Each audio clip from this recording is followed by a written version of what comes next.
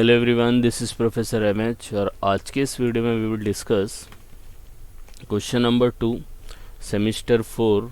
Subject है corporate financial accounting, जिसके अंदर एक चैप्टर है valuation of goodwill and shares, जिसके अंदर हम लोग देखेंगे कि वैल्यूएशन ऑफ बिजनेस कैसे निकाला जाता है और इक्विटी शेयर्स कैसे निकाला जाता है। तो सबसे पहले इसका थ्योरी पता होना चाहिए कि वैल्यूएशन ऑफ गुडविल का क्या क्या फार्मूला है, कैसे उसको यूज़ करते हैं। वैल्यूएशन ऑफ इक्विटी शेयर्स का कौन कौन सा फार्मूला है, उस सब के वीडियो मैंने ऑलरेडी अपलोड कर दिए हैं, लिंक डिस्क्रिप्शन में है। आप पहले वो जाके देखेंगे, फिर ये क्वेश्चन देखेंगे तो आपको समझ में आएगा। लेकिन मैं ट्राई करूँगा कि हर एक जो भी फार्मूला इस क्वेश्चन में पूछा गया है वो यहाँ पे ही एक्सप्लेन करने की कोशिश करूँ, लेकिन पूरा एक्सप्लेनेशन आपको सेपरेट वीडियो में मिल जाएगा। ठीक है, क्वेश्चन देख लेते हैं। 15 मार्क के लिए पूछा गया था। The following is the balance sheet of Reshma limited on 31 मार्च 2018। ये बैलेंस शीट दिया है, 22 लाख टोटल है। फिर बोला है the company set aside 10% of profit for general reserve, fair rate of return is 10%। General reserve में ट्रांसफ़र 10% करती है, फेयर रेट ऑफ रिटर्न भी 10% है। फिर दिया है the for the last 5 year the company profit and profits after tax. ये देखो, टैक्स के बाद जो प्रॉफिट है लास्ट 5 ईयर्स का वो दिया गया है। ईयर 2018 इतना, 17 इतना, 16, 15 एंड 14 का।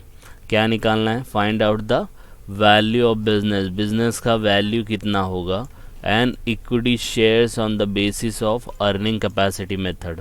तो एकदम सिंपल सा क्वेश्चन है कि आपको बिजनेस का वैल्यू निकालना है। तो यह प्रैक्टिकल लाइफ में भी आप यूज़ कर सकते हो।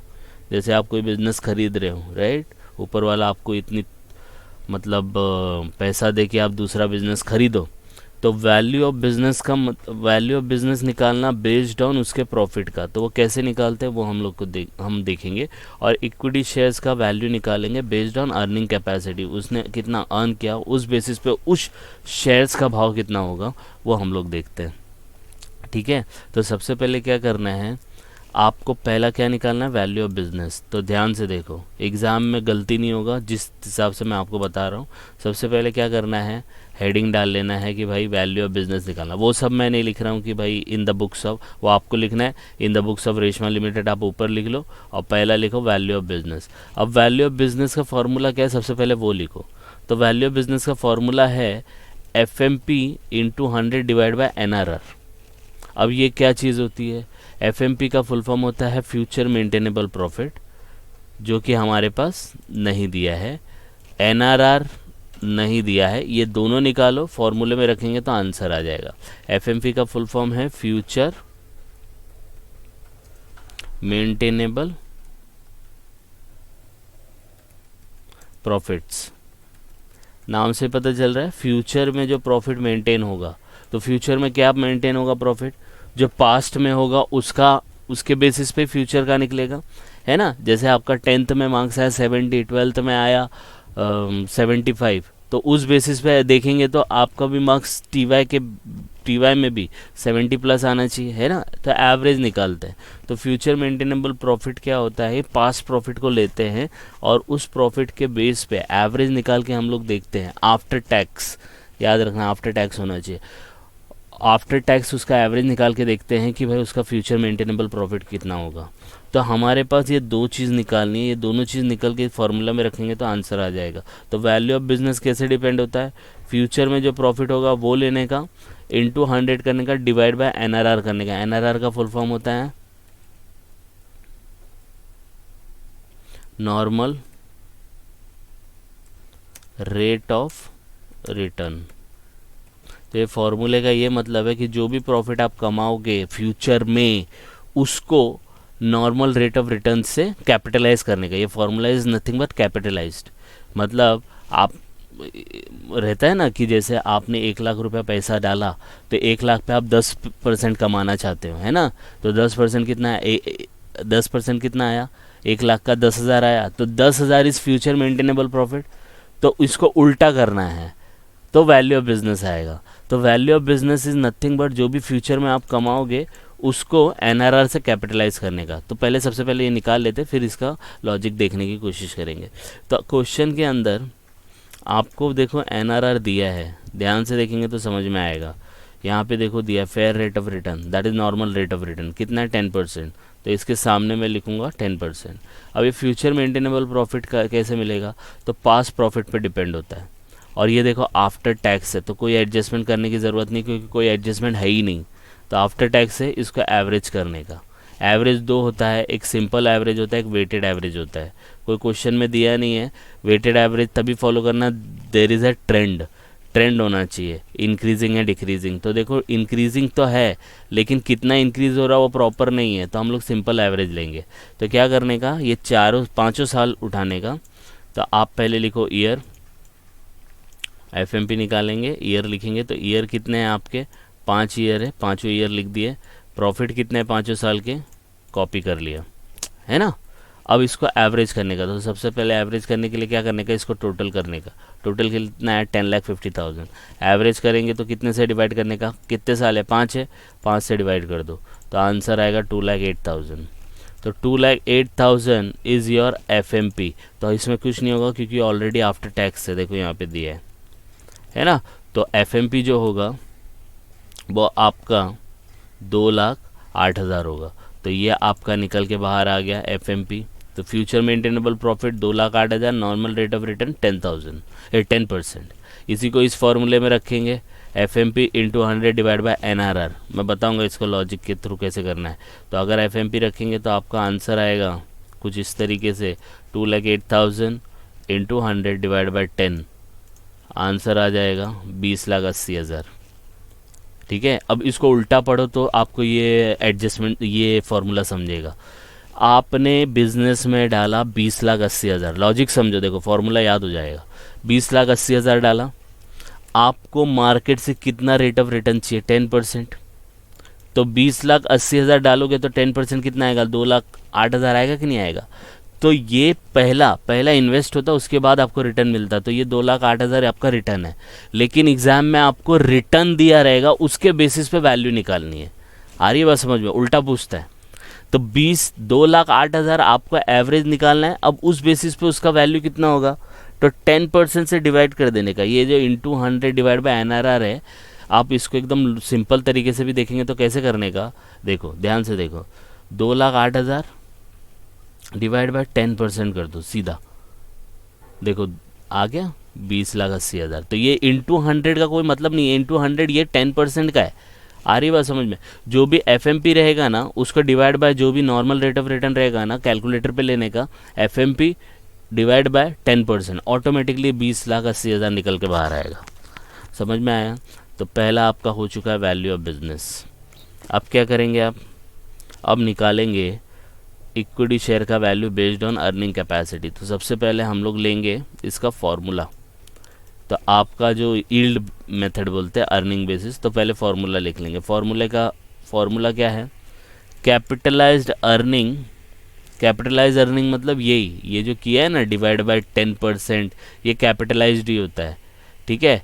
Paid up value of equity share और paid up value equity share capital, एक शेयर का भाव कितना है और 3, तो into paid up value of shares divide by total paid up share capital. तो क्या करने का, सबसे पहले ये फॉर्मूला तो निकला, ये फॉर्मूले से हम लोग को पूरा अमाउंट निकालना है।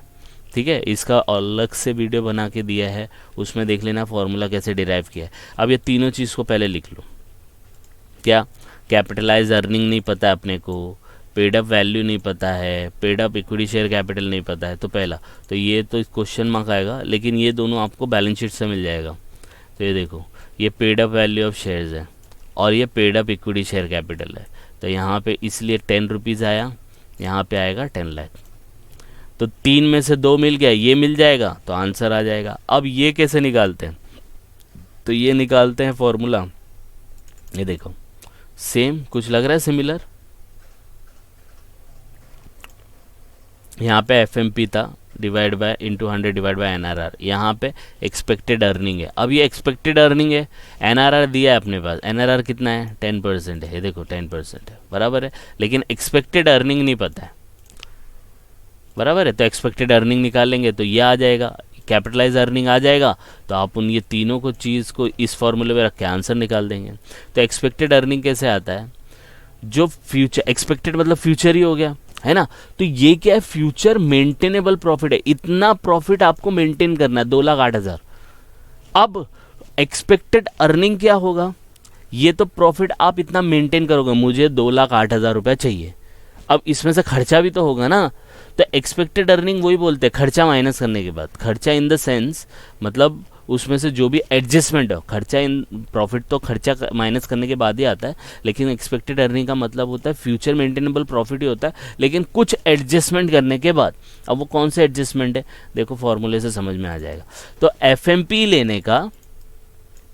लेने का उसमें ऐड करने का नॉन ट्रेडिंग इनकम, क्योंकि एफएमपी जब आपने कैलकुलेट किया था ना, तो उसमें नॉन ट्रेडिंग इनकम को आपने लेस किया था।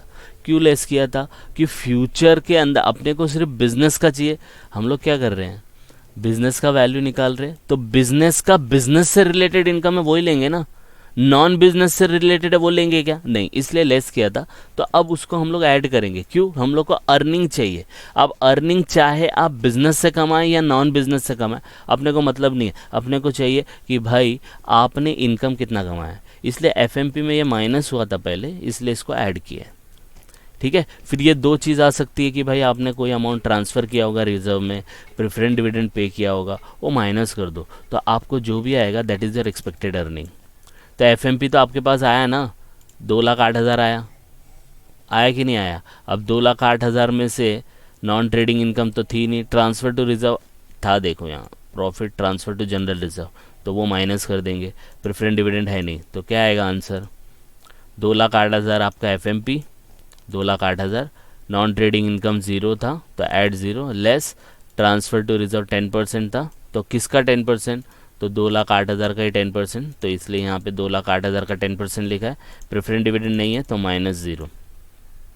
इन सब को सॉर्ट आउट करेंगे तो आपको आंसर कुछ आएगा ऐसा, 2,08,000 माइनस 20,800, तो आपको आंसर मिलेगा एक्सपेक्टेड अर्निंग 1,87,200।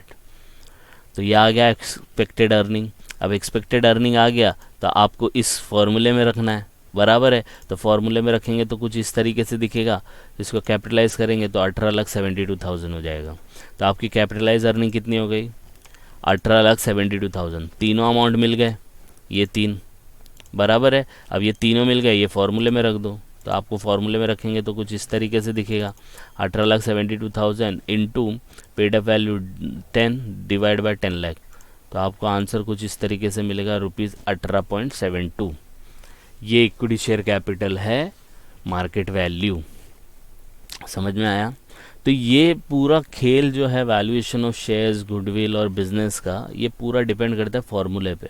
मैंने ट्राई किया है, एक्सप्लेन किया है, लेकिन जो इसका मेन वीडियो है ना, जैसे एफएमपी कैसे निकालते हैं, यील्ड मेथड क्या होता है, इसका अलग से वीडियो बनाया गया है, वो एक बार आप देख लो। ज़्यादा बड़ा नहीं रहता है, 10 से 15 मिनट का वीडियो रहता है, आप उसको 1.5 स्पीड पे देख सकते हो, तो आपको पूरा 7-8 मिनट में पूरा कॉन्सेप्ट क्लियर हो जाएगा।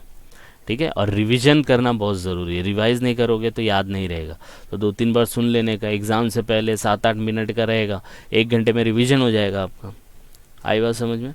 तो आप इसको गो थ्रू करो, आपको कुछ लगता है तो आप लोग कमेंट करके बता सकते हैं। And please like and subscribe for more videos. Thank you.